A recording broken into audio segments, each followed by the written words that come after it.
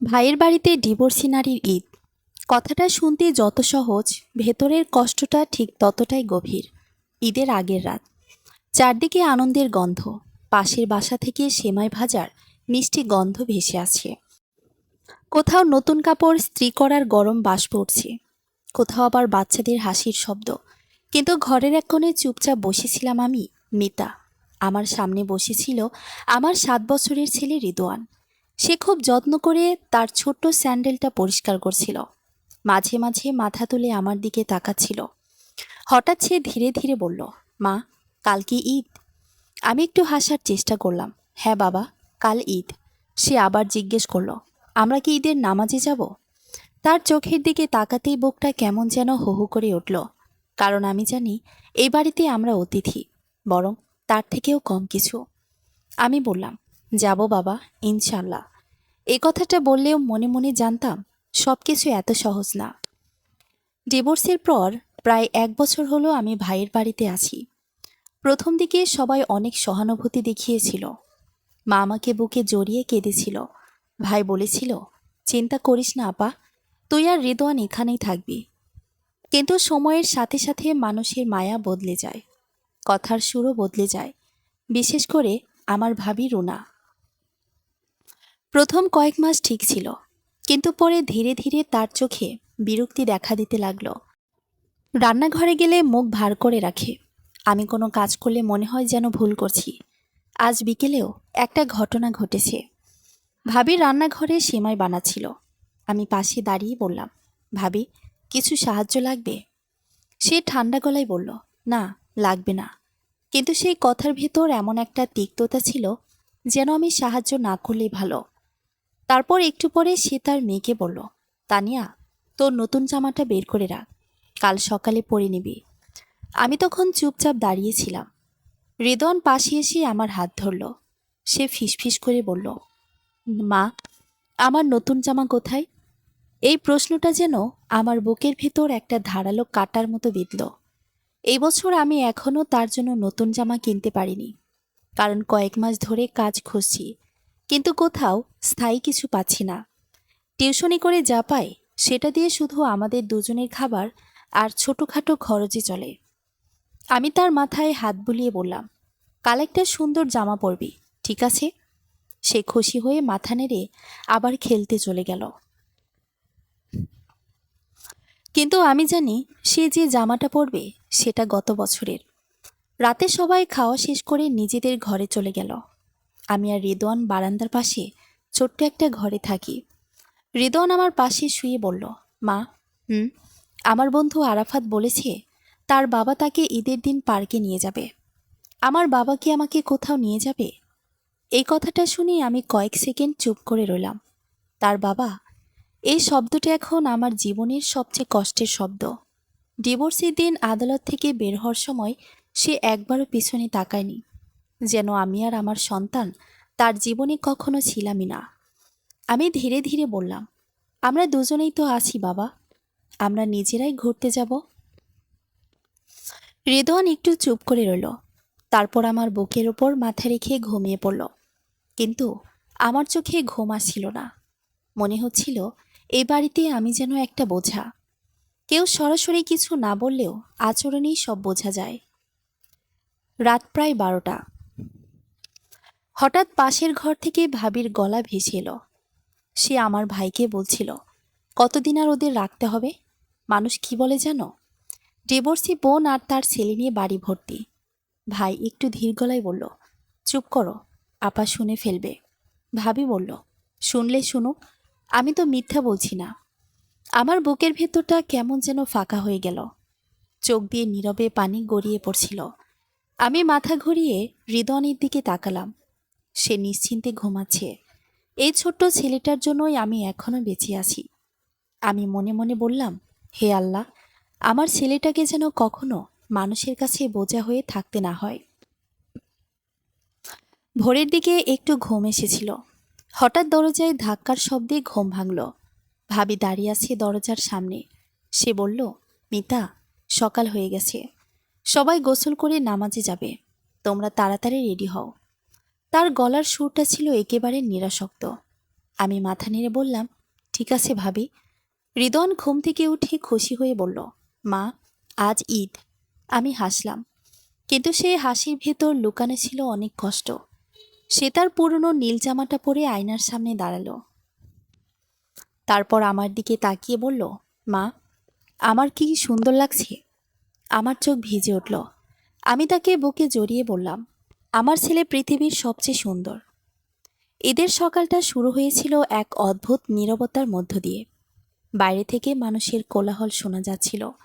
কেউ নতুন জামা পরে বের হচ্ছে, কেউ বা পরিবারের সাথে হাসতে হাসতে ঈদের নামাজে যাচ্ছে।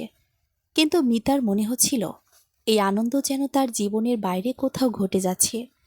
সে আয়নার সামনে দাঁড়িয়ে নিজের ওড়নাটা ঠিক করছিল, কিন্তু নিজের চোখে নিজের কালি আর ক্লান্ত মুখটা লুকাতে পারছিল না। রিদন তখন দরজার কাছে দাঁড়িয়ে অধীর আগ্রহে অপেক্ষা করছিল। তার ছোট্ট চোখে আজকের দিনটা নিয়ে কত স্বপ্ন। সে বারবার বলছিল, মা, আমরা দেরি করে ফেলছি না তো? মিতা একটা মৃদু হাসি দিল। তারপর তার হাত ধরে বাইরে বের হলো। বাড়ির সবাই তখন প্রস্তুত। ভাই সাদা পাঞ্জাবি পরে দাঁড়িয়ে, ভাবি তার মেয়েকে নিয়ে ব্যস্ত। কেউ মিতার দিকে বিশেষ তাকালো না, যেন তারা এই বাড়ির মানুষ না, বরং অস্থায়ী কোনো অতিথি। নামাজের জন্য বের হওয়ার সময় রিদওয়ান তার মামার হাত ধরতে চেয়েছিল, কিন্তু মামা একটু ইতস্ত করে বলল, তুমি তোমার মায়ের সাথেই যাও। ছোট্ট ছেলেটা কিছু না বুঝলেও তার চোখে এক মুহূর্তের জন্য কষ্টের ছায়া নেমে এসেছিল। মিতা সেটা দেখে বুকের ভেতরটা শক্ত করে ফেলল। মসজিদের সামনে ভিড় ছিল অনেক। সবাই একে অপরকে জড়িয়ে ধরছে, ঈদের শুভেচ্ছা দিচ্ছে। রিদওয়ান অবাক হয়ে চারপাশ দেখছিল। তার বন্ধুরা বাবার হাত ধরে এসেছে, কেউ কাঁধে উঠেছে, কেউ নতুন জুতো দেখাচ্ছে। সে চুপচাপ মিতার পাশে দাঁড়িয়েছিল। নামাজ শেষে সবাই যখন কোলাকুলি করছিল, তখন এক বৃদ্ধ মানুষ মিতার দিকে তাকিয়ে হঠাৎ বললেন, তুমি কি হাবিবের মেয়ে মিতা না? মিতা একটু চমকে উঠল। সে মাথা নেড়ে বলল, জি চাচা। লোকটা একটু মমতা নিয়ে বলল, অনেকদিন পর দেখলাম তোমাকে।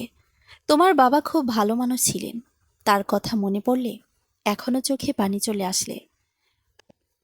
এই কথা শুনে মিতার বুকটা কেঁপে উঠল। বাবার কথা মনে পড়তেই তার চোখ ভিজে উঠল। যদি বাবা বেঁচে থাকতেন, তাহলে হয়তো আজ তাকে এই অবস্থায় পড়তে হতো না। ঠিক তখনই আরেকজন মহিলা পাশে এসে দাঁড়িয়ে ফিসফিস করে বলল, এই মেয়েটা না ডিভোর্স হয়েছে শুনছি।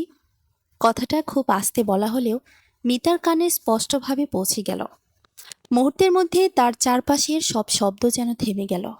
সে মাথা নিচু করে দাঁড়িয়ে রইল। রিদন তার হাত শক্ত করে ধরেছিল। হঠাৎ রিদন বলল, মা, চলো না আমরা বাসায় যাই। তার গলায় একটা অদ্ভুত ক্লান্তি ছিল। মিতা আর এক মুহূর্ত সেখানে দাঁড়াতে পারল না। সে দ্রুত বাসার দিকে হাঁটতে শুরু করল। বাসায় ফিরে সবাই যার যার মতো ব্যস্ত হয়ে পড়ল। ভাবি আত্মীয়দের জন্য খাবার সাজাতে লাগলো। মিতাকে কিছু বলতে হলো না। সে নিজে থেকে রান্নাঘরে গিয়ে কাজ শুরু করলো। কিন্তু যতই সে সাহায্য করতে চাইছিল, ততই মনে হচ্ছিল সে এখানে অপ্রয়োজনীয়। ভাবি খুব বেশি কিছু না বললেও তার আচরণে স্পষ্ট ছিল সে মিতাকে নিয়ে অস্বস্তিতে আছে। দুপুরের দিকে আত্মীয়রা আসতে শুরু করলো। কেউ হাসছে, কেউ গল্প করছে। মিতা কোনায় দাঁড়িয়ে সব দেখছিল।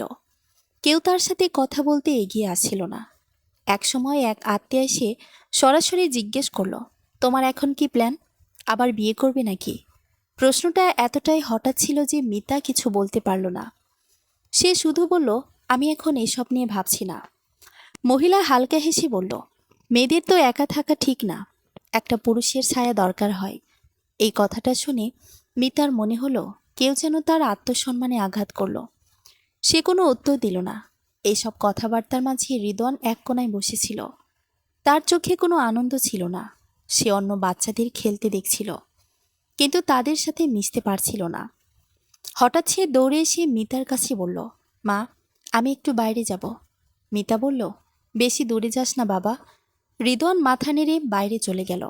সময় কেটে যাচ্ছিল, কিন্তু হঠাৎ মিতার মনে হলো অনেকক্ষণ হয়ে গেছে, রিদওয়ান এখনও ফিরছে না। তার বুক ধড়ফড় করতে লাগলো।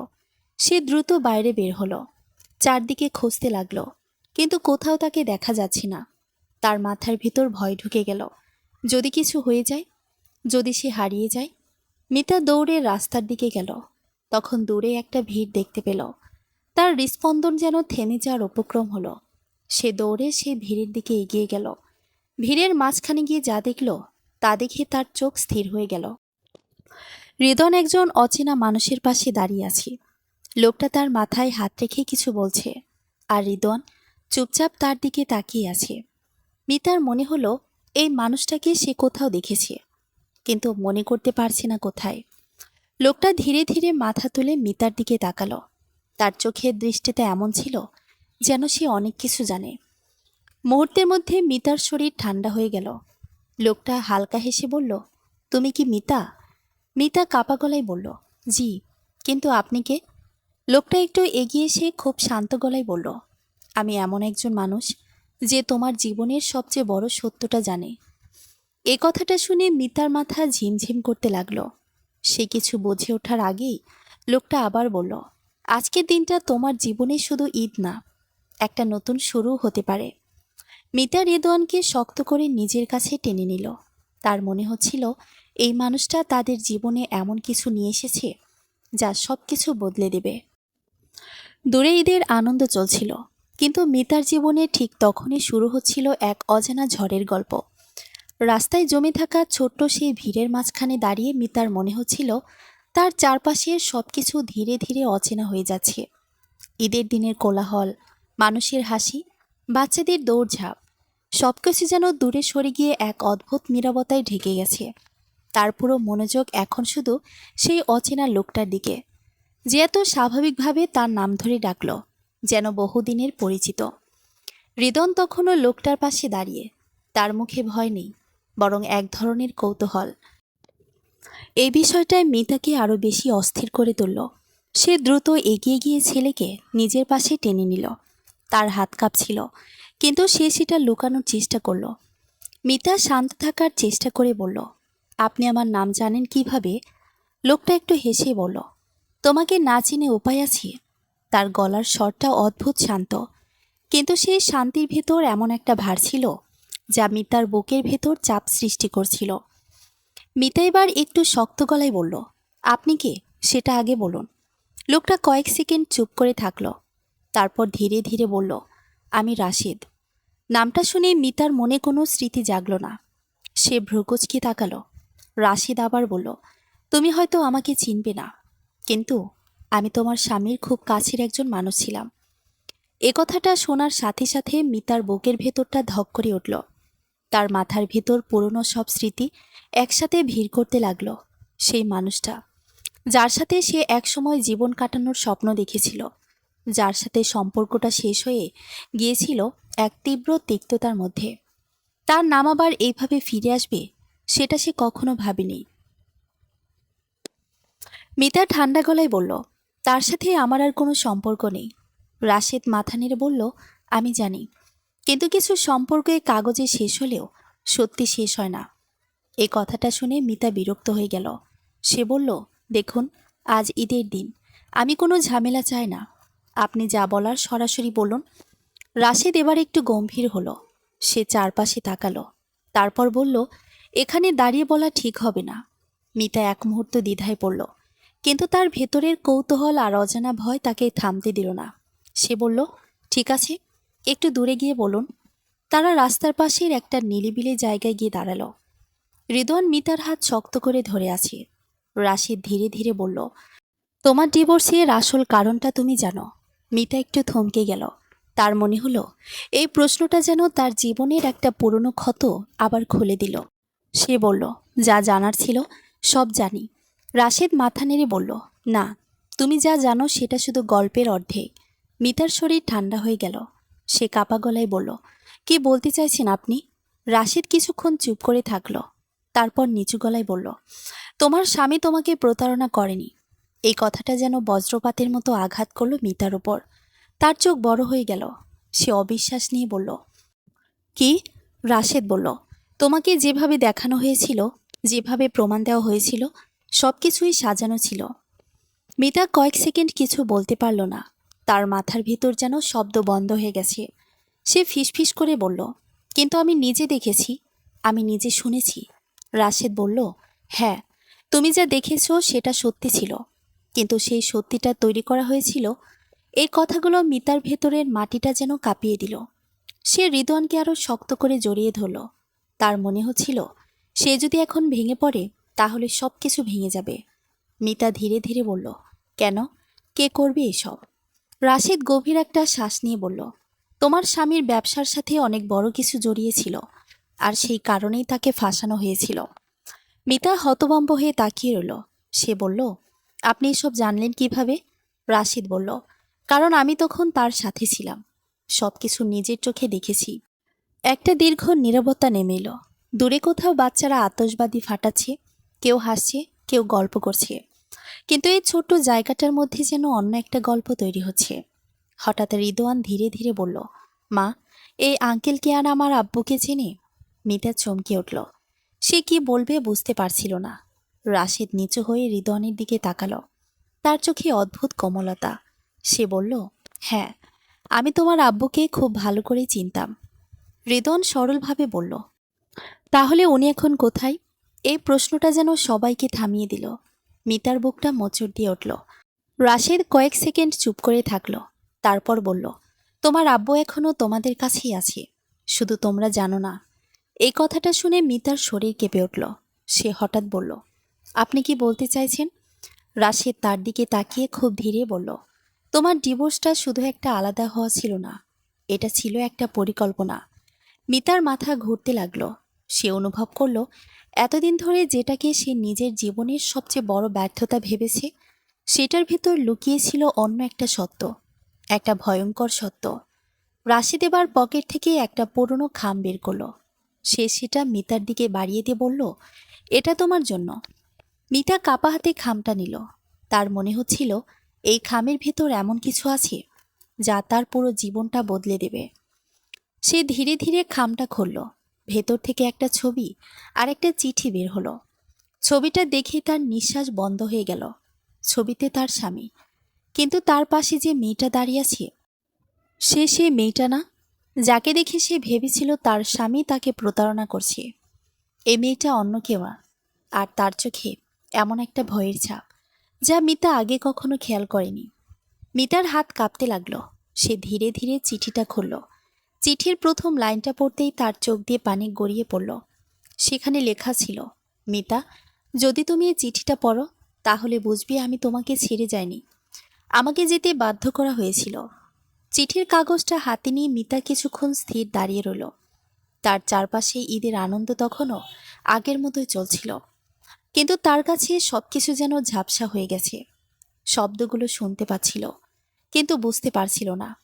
যেন তার জীবনের ভেতর হঠাৎ করে অন্য একটা গল্প ঢুকে পড়েছে। তার হাত কাঁপছিল, তবুও সে নিজেকে শক্ত করে চিঠিটার পরের লাইনগুলো পড়তে শুরু করলো। চিঠিতে লেখা ছিল, মিতা, আমি জানি তুমি আমাকে ঘৃণা করো। হয়তো তোমার কাছে আমি একজন বিশ্বাসঘাতক, কিন্তু সত্যিটা একদম আলাদা। যেদিন তুমি আমাকে সে মেয়েটার সাথে দেখেছিলে, সেদিন আমি ইচ্ছা করেই তোমাকে সেটা দেখতে দিয়েছিলাম, কারণ আমার আর কোনো উপায় ছিল না। এই লাইনটা পড়তেই মিতার বুকের ভেতরটা যেন হাহাকার করে উঠল। তার মাথার ভেতর সেই দিনের দৃশ্যটা ফিরে এলো। দরজা খুলতেই সে দেখেছিল তার স্বামী অন্য একটা মেয়ের সাথে দাঁড়িয়ে। সেই মুহূর্তে তার পৃথিবী ভেঙে পড়েছিল। সে কোনো ব্যাখ্যা শোনেনি, কিছু জানতে চায়নি, শুধু চলে গিয়েছিল। চিঠির পরের অংশে লেখা ছিল, আমি যদি সেদিন তোমাকে সত্যিটা বলতাম তাহলে তোমার জীবন বিপদে পড়ে যেত। কিছু মানুষ আমাকে ব্যবহার করছিল, তারা চেয়েছিল আমি তাদের জন্য কাজ করি। আমি রাজি হইনি। তখন তারা আমাকে হুমকি দেয়। মিতার শ্বাস বন্ধ হয়ে আসছিল। চিঠিতে আবার লেখা, তারা বলেছিল আমি যদি তাদের কথা না শুনি তাহলে তারা তোমার আর আমাদের সন্তানের ক্ষতি করবে। আমি জানতাম তুমি শক্ত মেয়ে, কিন্তু তোমাকে এই বিপদের মধ্যে ফেলতে পারতাম না। এই জায়গায় সে মিতার চোখ দিয়ে পানি থামানো গেল না। রিদন তার পাশে দাঁড়িয়েছিল। সে মায়ের চোখের পানি দেখে ভয় পেয়ে গেল। সে আস্তে করে বলল, মা, তুমি কাঁদছো কেন? মিতা কিছু বলতে পারল না। সে শুধু ছেলেকে বুকে জড়িয়ে ধরল। চিঠির শেষ অংশে লেখা ছিল, আমি জানি তুমি হয়তো আমাকে কোনোদিন ক্ষমা করবে না, কিন্তু আমি চাই তুমি সত্যিটা জানো। আমি এখনো তোমাদের ভালোবাসি। যদি কখনো সুযোগ পাও, রাশিদের সাথে দেখা করো। সে তোমাকে সব বুঝিয়ে দেবে। চিঠিটা পড়ে শেষ করতে মিথা মনে করলো তার পায়ের নিচের মাটি নেই। সে ধীরে ধীরে মাথা তুলে রাশিদের দিকে তাকালো। তার চোখে তখন শুধু একটাই প্রশ্ন, এটা কি সত্যি? রাশেদ শান্ত গলায় বলল, আমি জানতাম এই চিঠিটা তোমার জীবন বদলে দেবে। মিতা কাপা গলায় বলল, তাহলে সে এখন কোথায়? রাশেদ কিছুক্ষণ চুপ করে থাকলো, তারপর বলল, সে বেঁচে আছে। এ কথাটা শুনে মিতার শরীর যেন বিদ্যুৎ স্পর্শ করল। সে অবিশ্বাস নিয়ে বলল, কি বলছেন আপনি? রাশেদ বলল, সবাই ভাবে তোমাদের ডিভোর্সের পর সে বিদেশে চলে গেছে, কিন্তু সত্যিটা হলো সে লুকিয়ে আছে। মিতা এক পা পিছিয়ে গেল, তার মাথা ঘুরছিল। সে বলল, কেন লুকিয়ে থাকবে? রাশেদ বলল, কারণ যারা তাকে ফাঁসাতে চেয়েছিল তারা এখনো তাকে খুঁজছে। এ কথাগুলো মিতার মনে ভয় ঢুকিয়ে দিল, কিন্তু সেই ভয়কে ছাপিয়ে একটা অনুভূতি মাথা তুলে দাঁড়ালো, আশা। সে ভাবতে লাগলো, যদি এটা সত্যি হয়, যদি সে এখনো বেঁচে থাকে, তাহলে কি আবার সবকিছু ঠিক করা সম্ভব? হঠাৎ রিদওয়ান বলল, মা, আমরা কি আব্বুর কাছে যাব? এই প্রশ্নটা শুনে মিতার বুক কেঁপে উঠল। সে জানতো না কি উত্তর দেবে। রাশেদ বলল, এখনই না, সবকিছু এত সহজ না। মিতা এবার একটু দৃঢ় হয়ে বলল, আমি তাকে দেখতে চাই। তার গলায় এমন একটা শক্তি ছিল যা সে নিজেও আগে অনুভব করেনি। রাশেদ তার দিকে তাকিয়ে বলল, তুমি কি নিশ্চিত? মিতা বলল, হ্যাঁ। এতদিন আমি একটা মিথ্যার উপর বেঁচেছিলাম, এখন আমি সত্যিটা জানতে চাই। কিছুক্ষণ নীরবতা রইল, তারপর রাশেদ ধীরে ধীরে বলল, ঠিক আছে, কিন্তু একটা শর্ত আছে। মিতা বলল, কি শর্ত? রাশেদ বলল, তোমাকে সাহসী হতে হবে, কারণ তুমি যা জানতে যাচ্ছ সেটা তোমার ধারণার থেকেও বেশি ভয়ঙ্কর হতে পারে। মিতা এক মুহূর্ত চোখ বন্ধ করল, তারপর বলল, আমি প্রস্তুত। দূরে তখনও ঈদের আনন্দ চলছে, কেউ জানে না এই মার ছেলের জীবনে ঠিক এখনই শুরু হতে যাচ্ছে এক নতুন অধ্যায়। একটা অধ্যায় যেখানে ভালোবাসা আছে, ভয় আছে, আর আছে লুকিয়ে থাকা সত্যের মুখোমুখি হওয়ার সাহস। রাশেদ ধীরে ধীরে বলল, আজ রাতেই আমরা বের হব। ঈদের দিনের কোলাহল ধীরে ধীরে মিলিয়ে যাচ্ছিল। বিকেলের আলো নিভে গিয়ে সন্ধ্যার নরম অন্ধকার নামতে শুরু করেছে। চারিদিকে এখনো মানুষের আনাগোনা আছে, কোথাও কোথাও হাসির শব্দ ভেসে আসছে। কিন্তু মিতার কাছে সবকিছু যেন দূরের কোনো পৃথিবীর মতো লাগছিল। তার মনে এখন শুধু একটাই চিন্তা, আজ রাত। রাশেদের কথাগুলো বারবার মাথার ভেতর ঘুরছিল। আজ রাতেই তারা বের হবে। কোথায় যাবে, কিভাবে যাবে, সামনে কি অপেক্ষা করছে, কিছুই পরিষ্কার না। তবুও অদ্ভুতভাবে তার ভেতরে একটা শক্তি কাজ করছিল। বাড়িতে ফিরে সে স্বাভাবিক থাকার চেষ্টা করল। ভাবি তখনও অতিথিদের নিয়ে ব্যস্ত, কেউ তাকে বিশেষ খেয়াল করল না। এই অদৃশ্য হয়ে থাকার অনুভূতিটা আজ তার জন্য আশীর্বাদ হয়ে দাঁড়ালো। হৃদয় চুপচাপ ছিল। সাধারণত ঈদের দিনে সে খুশিতে লাফালাফি করে, কিন্তু আজ সে বারবার মায়ের দিকে তাকাচ্ছিল, যেন বুঝতে পারছে কিছু একটা বদলে গেছে। রাতে সবাই যখন ধীরে ধীরে ঘুমাতে গেল, তখন বাড়িটা নিস্তব্ধ হয়ে এলো।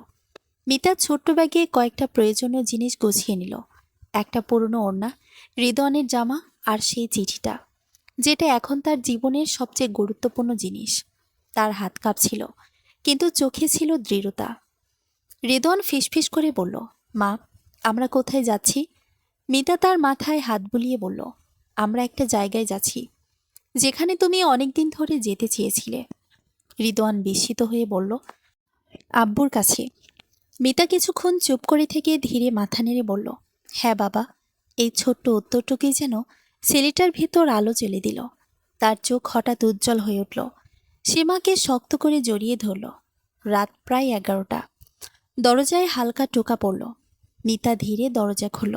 বাইরে রাশেদ দাঁড়িয়ে। সে নিচু গলায় বলল, প্রস্তুত? মিতা মাথা নেড়ে বলল, হ্যাঁ। তারা চুপচাপ বাড়ি থেকে বের হয়ে গেল। রাস্তায় তখন খুব একটা মানুষ নেই। মাঝে মাঝে দূরে গাড়ির শব্দ শোনা যাচ্ছে।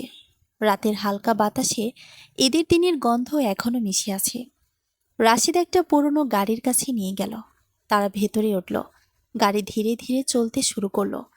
মিতা জানলার বাইরে তাকিয়ে রইল। পরিচিত রাস্তা, পরিচিত আলো, সবকিছু পেছনে ফেলে তারা অজানার দিকে এগিয়ে যাচ্ছে। তার মনে হচ্ছিল এই যাত্রা শুধু একটা জায়গায় যাওয়ার না, এটা তার পুরো জীবনের মোড় ঘুরিয়ে দেবে। কিছুক্ষণ চুপ থাকার পর মিতা বলল, আমরা কোথায় যাচ্ছি? রাশেদ বলল, শহরের বাইরে। মিতা আবার জিজ্ঞেস করল, সে কি জানে আমরা যাচ্ছি? রাশেদ একটু থেমে বলল, না, কিন্তু আমি জানি সে তোমাদের দেখার জন্য অনেক দিন ধরে অপেক্ষা করছে। এ কথাটা শুনে মিতার চোখ ভিজে উঠল।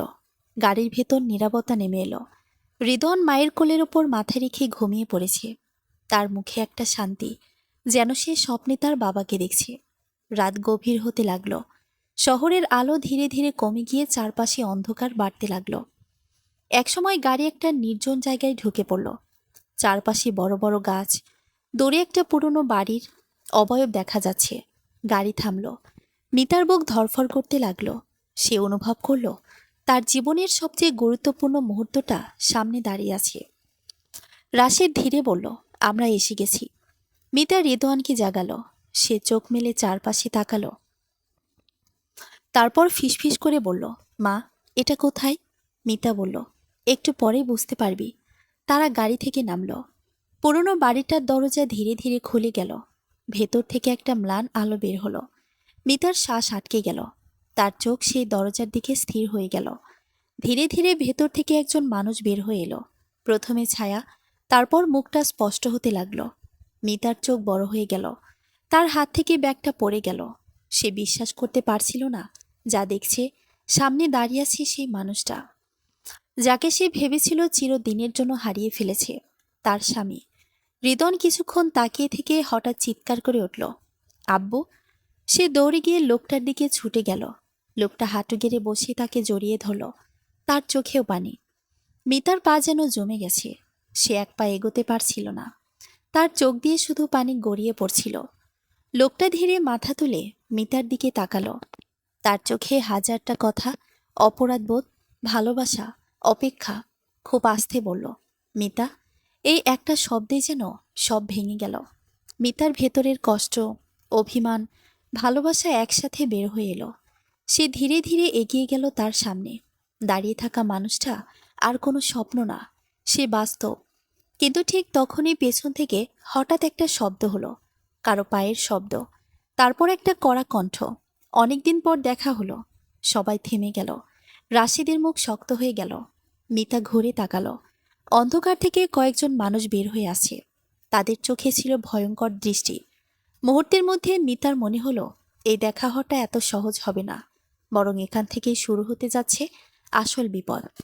অন্ধকারের ভেতর থেকে বেরিয়ে আসা মানুষগুলোর ছায়া ধীরে ধীরে স্পষ্ট হতে লাগলো। তাদের হাঁটার ভঙ্গিতে এমন এক ধরনের আত্মবিশ্বাস ছিল, যেন তারা জানে এই মুহূর্তে এখানে যা কিছু ঘটবে সবকিছু তাদের নিয়ন্ত্রণেই।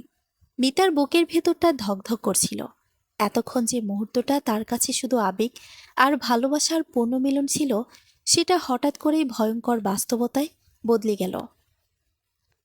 রিদন তখনও তার বাবাকে জড়িয়ে ধরে আছে। সে কিছুই বুঝতে পারছে না। শুধু অনেক দিনের না পাওয়া ভালোবাসা পেয়ে তার ছোট্ট মনটা ভরে গেছে। মিতার স্বামী ধীরে ধীরে দাঁড়িয়ে উঠল।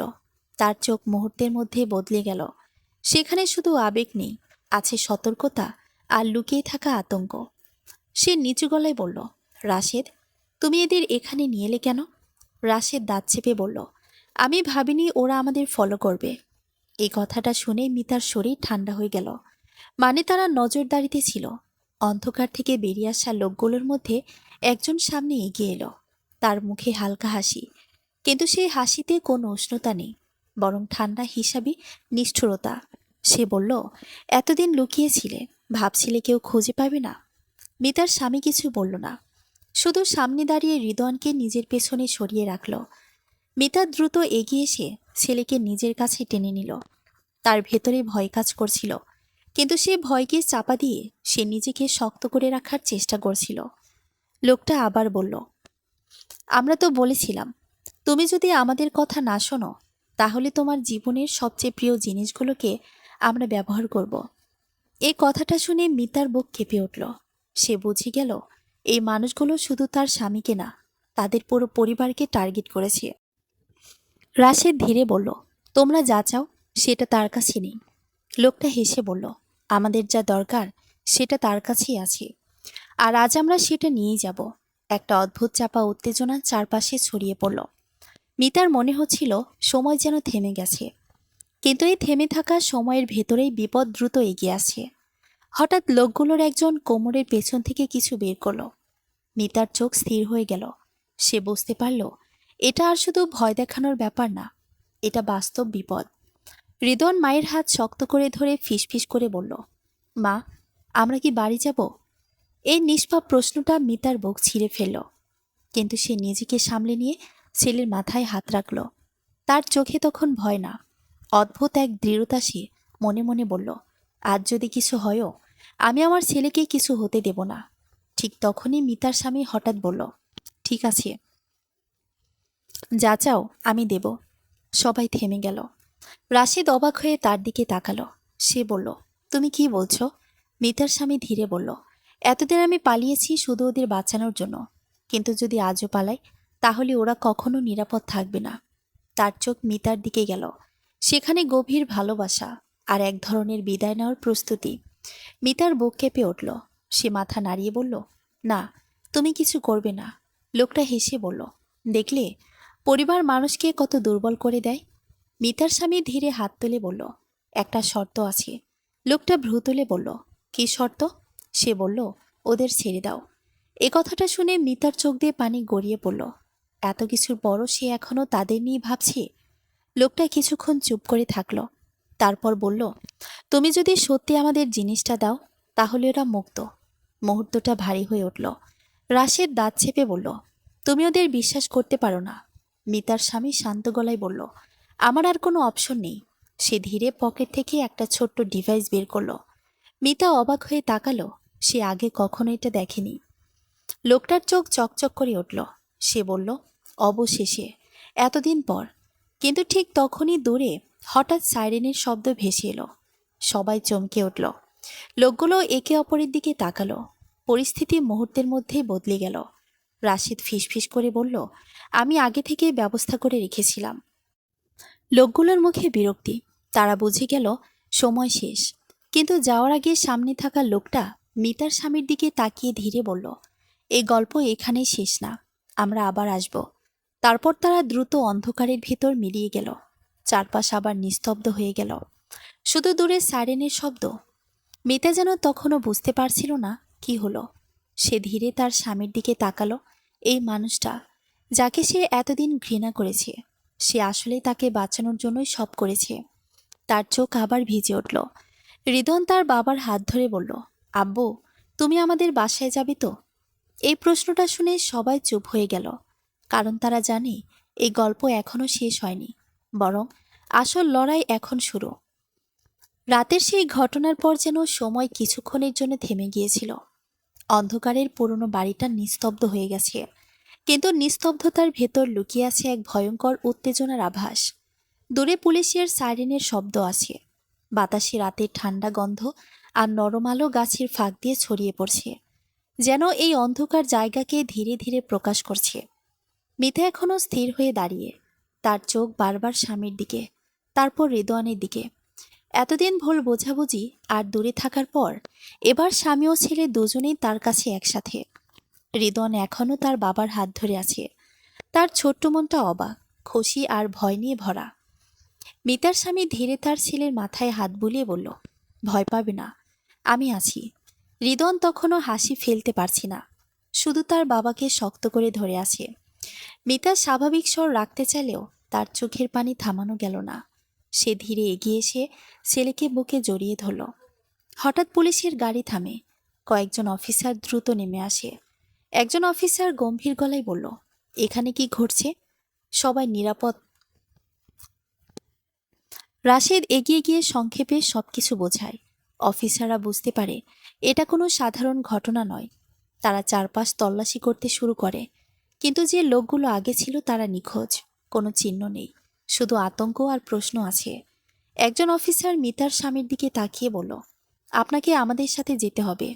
মিতা চমকে তাকায়। কেন? অফিসার বলল, নিরাপত্তা এবং তদন্তের জন্য প্রয়োজন। মিতা জোর করে বলল, আমি তার সঙ্গে যাব। রিদন তার মায়ের হাত শক্ত করে ধরে। ছোট্ট মনটি অস্থির। আবার হারানোর ভয় নিয়ে ভরা। তারা সবাই গাড়িতে উঠল। শহরের দিকে যাচ্ছিল। গাড়ির ভেতরে নীরবতা। মিতা স্বামীর দিকে তাকিয়ে, এতদিন পর এত কাছে হলেও অচেনা লাগছে। সে বলে, তুমি সব সত্য আমাকে বলবে। স্বামী ধীরে তাকিয়ে বলে, সব বলবো, তবে হয়তো সবই তুমি শুনতে চাও না। মিতা দৃঢ় গলায় বলল, আমি সব জানতে চাই। গাড়ি থামে থানার সামনে। তারা ভেতরে ঢুকে একটি ছোট্ট রুমে বসানো হয়।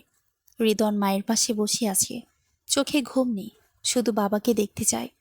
অফিসাররা আসে এবং বলল, এখন যা জানেন সব খুলে বলুন। রাশেদ গভীর শ্বাস নিয়ে শুরু করে। সে বলল, কয়েক বছর আগে একটি বড় প্রজেক্টে তার স্বামী কাজ করছিল। মিতা মন দিয়ে শোনে, প্রতিটি শব্দ গুরুত্বপূর্ণ। রাশেদ বলে, সেই প্রজেক্টে অনেক বড় বড় লোক জড়িত ছিল, কিন্তু সমস্যা হলো স্বামী কিছু অবৈধ কাজ ধরা পড়তে দেখেছে। এখান থেকেই সবকিছু শুরু হয়। মিতার স্বামী নিজেই কথা বলা শুরু করে। সে বলে, আমি ভেবেছিলাম সত্যিটা প্রকাশ করব, কিন্তু বুঝতে পারিনি আমি কাদের বিরুদ্ধে দাঁড়াচ্ছি। তারা আমাকে থামাতে চেয়েছিল, প্রথমে টাকা দিয়ে, তারপর ভয় দেখিয়ে, তারপর আপনাদের ব্যবহার করে। মিতার চোখ ভিজে উঠল। সে বুঝতে পারে এই ঘটনা শুধু ভুল বোঝাবুঝি নয়, এটা অনেক বড় কিছু। অফিসার প্রশ্ন করে, আপনার কাছে কি কোনো প্রমাণ আছে? স্বামী ধীরে পকেট থেকে ছোট্ট একটা ডিভাইস বের করে। সবকিছু এখানে আছে। এই ডিভাইসে এমন তথ্য আছে যা অনেক মানুষের মুখোশ খুলে দিতে পারে। রুমের নীরবতা নেমে আসে। অফিসার জানায়, এর মানে হলো কেউ আর নিরাপদ নয়। মিতার জীবন পুরোপুরি বদলে গেছে। সে আর আগের মেয়ে নয়। সে শুধু কষ্ট সহ্য করে চুপ করে থাকত। এখন সে সত্যের সামনে দাঁড়িয়ে। কিন্তু তার মনে একটি প্রশ্ন। সে ধীরে বলল, তাহলে এখন কি হবে? অফিসার জানালার বাইরে তাকিয়ে বলে, এখন শুরু হবে আসল খেলা। এই খেলায় হারলে শুধু একজন নয়, অনেকের জীবন বদলে যাবে। মিতার বুক ধক করে ওঠে। সে বুঝে যায় এই গল্প এখনো অনেক দূরে। সামনে যা আসছে তা তার কল্পনার থেকে বড়। থানার রুমে নীরবতা নেমে আসে। মিতার চোখে আতঙ্ক, কষ্ট আর কৌতূহলের একসাথে মিশ্রণ। হৃদনও এখনো তার মায়ের পাশে বসে। ছোট্ট চোখে সে বড় ভয় দেখছে, কিন্তু বাবা মায়ের উপস্থিতি তাকে কিছুটা সাহস যোগাচ্ছে। রাশেদ ধীরে বলে, আমাদের হাতে সময় খুব কম। যারা আমাদের ধাওয়া করছে তারা খুবই দক্ষ। মিতার স্বামী মাথা নেড়ে বলল, আমি জানতাম আজকে রাত এমন কঠিন হবে, কিন্তু আমি প্রস্তুত। ঠিক তখনই হঠাৎ দরজার বাইরে গাঢ় ছায়া নড়ে। অফিসাররা সতর্ক হয়ে ওঠে। রাশেদ হাতে অল্প আলো জ্বালায় এবং সবার দিকে ইশারা করে চুপ থাকো। একজন মানুষ ধীরে ধীরে রুমের দরজার দিকে এগোতে শুরু করে। তার মুখ আংশিক আলোয় দেখা যাচ্ছে। মিতার হৃৎপিণ্ড দ্রুত বয়ে যাচ্ছে। সে মনে মনে বলে, যদি এটা হয়। লোকটা ধীর গলায় বলে, সবকিছু খুব সহজ হবে। তার চোখে ঠান্ডা বুদ্ধি আর ভয়ঙ্কর আত্মবিশ্বাস। মিতার সামনে স্থির হয়ে দাঁড়িয়ে তাকালো। তার মুখে অস্বস্তি, কিন্তু ভয় নয়, এক ধরনের প্রস্তুতি। রাশেদ ফিসফিস করে বলে, সে আসল ভিলেন। মিতা চোখ বড় করে তাকায়। লোকটি ধীরে ধীরে রুমের মধ্যে প্রবেশ করে। সে বলল, তুমি আমাদের বাধা দিতে পারবে না। মিতার স্বামী বলল, আমি সব কিছু জানি, আমরা প্রস্তুত। লোকটি হেসে বলে, জানো, তুমি কতদিন ধরে আমাদের ছদ্মবেশী বিশ্বাস করছো? কতদিন ধরে নিজেকে নিরাপদ মনে করছো? মিতার চোখে আতঙ্ক, কিন্তু ধীরে ধীরে ক্রোধও জন্ম নিচ্ছে। সে বুঝতে পারছে সব যন্ত্রণার পেছনেই মানুষটিরও হাত আছে। হৃদন তার মায়ের কোলে শক্ত করে হাত ধরে। মিতার চোখে পানি, কিন্তু সেই চোখে নতুন শক্তি জন্মেছে। রাশেদ বলে, আমরা তোমাকে থামাবো, কিন্তু তোমাকে ভয় দেখাতে দেব না। ভিলেন হেসে বলে, দেখব কতক্ষণ। হঠাৎ সে কোমর থেকে কিছু বের করে। মিতা ধীরে তার স্বামীকে টানল। তিনি বুঝলেন এটা যুদ্ধ। রাশেদ, মিতার স্বামী আর মিতা একত্রে দাঁড়ালো। তিনজনেই প্রস্তুত, কিন্তু ভেতরের কৌতূহল আর ভয় তাদের শক্তি বাড়াচ্ছে। ভিলেন দ্রুত আক্রমণ করল। রাশেদ তার পাশে থাকা চেয়ার ধরে সামনের দিকে ছুড়ে দিল। ভিলেন সামান্য পিছিয়ে গেল। মিতার স্বামী ডিভাইসটা হাতের মধ্যে শক্ত করে ধরে রাখল। এই ডিভাইসে লুকিয়ে আছে সমস্ত সত্য। ভিলেন আবার আক্রমণ করল। সে যুদ্ধে অভ্যস্ত, কিন্তু মিতার স্বামীও সাবধান। মিতা হঠাৎ রিদওয়ানকে পিছনে সরিয়ে নিল। ছেলেটি শিহরিত, কিন্তু তার মা শক্ত। ভিলেনের চোখে ক্রোধ, কিন্তু রাশেদ ও মিতার স্বামী মিলিতভাবে আক্রমণ ঠেকাচ্ছে। রুমের ভেতর উত্তেজনা চরমে। ভিলেন হঠাৎ চিৎকার করে বলে, তুমি ভাবছো নিরাপদে বাঁচবে? ডিভাইসটা আমার দখলে আসবে। তারপর রাশেদ ধীরে বলল, আজ তা সম্ভব নয়। মিতার স্বামী তার হাতে ডিভাইস শক্ত করে ধরল, ভিলেনের দিকে এগিয়ে গেল। মিতা মনে মনে বলল, যদি আজ আমাদের হারাতে হয়, হৃদনকে কেউ নয় দেখবে। সে দৃঢ়তায় ভিলেনকে প্রথমবার ভয় দেখালো। হঠাৎ রাশেদ একটি ছোট কৌশল প্রয়োগ করল। ভিলেন একটু পিছিয়ে গেল। মিতার স্বামীর ডিভাইসটা তার হাতে শক্ত করে ধরে হৃদনকে নিরাপদ স্থানে সরিয়ে নিল। ভিলেন হঠাৎ চিৎকার করে পালানোর চেষ্টা করল, কিন্তু পুলিশ হঠাৎ রুমে প্রবেশ করল। ভিলেনরা ধরা পড়ল। মিতা আর তার স্বামী একে অপরের দিকে তাকিয়ে শক্ত হাত নেড়ে বলল, আমরা বেঁচে আছি। হৃদন খুশিতে লাফিয়ে উঠল। মিতার চোখে অশ্রু, কিন্তু এবার চোখে ভরপুর আনন্দ। তারা বুঝল এই রাত তাদের জীবনের সবচেয়ে কঠিন রাত ছিল, কিন্তু তারা একসাথে সব পার করেছে। মিতার স্বামী বলল, এই যাত্রা শেষ হলো না, সত্যিকারের শান্তি এখনই শুরু হবে। মিতা ধীরে বলল, আমরা একসাথে সব পারি। রাশেদ মাথা নেড়ে বলল, হ্যাঁ, কিন্তু এখনো অনেক কিছু বাকি। পরদিন ভোরবেলা থানার রুমে এখন উত্তেজনা। মিতা, তার স্বামী এবং রাশেদ পুলিশ কর্মকর্তাদের সঙ্গে বসে সব ঘটনার বিস্তারিত ব্যাখ্যা দিচ্ছে।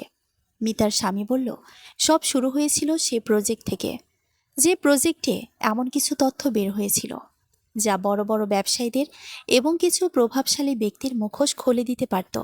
ভিলেনরা, যারা গতরাতের হামলার মূল পরিকল্পক, বড় কোম্পানি এবং রাজনৈতিক পরিচিত মানুষের ছায়া হয়ে কাজ করছিল।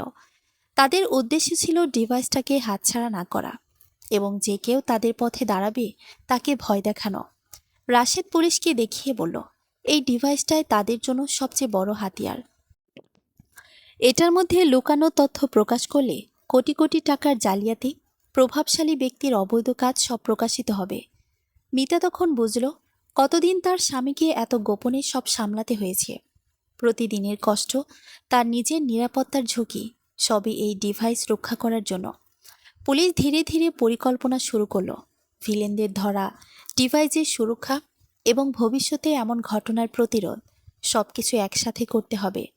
মিতার স্বামী মিতার দিকে তাকিয়ে বলল, আজ তুমি বুঝেছ কেন আমি সবসময় দূরে ছিলাম। এটা শুধু তোমার জন্য নয়, আমাদের ছেলের জন্য। মিতার চোখে পানি এসে পড়ল। সে ধীরে বলল, এখন আমি সব বুঝেছি, আর কিছু ভয় নেই। হৃদন তখনও তার মায়ের কোলে। সে প্রশ্ন করল, মা, আমরা কি সব ঠিক হয়ে যাবে? মিতা হাসল।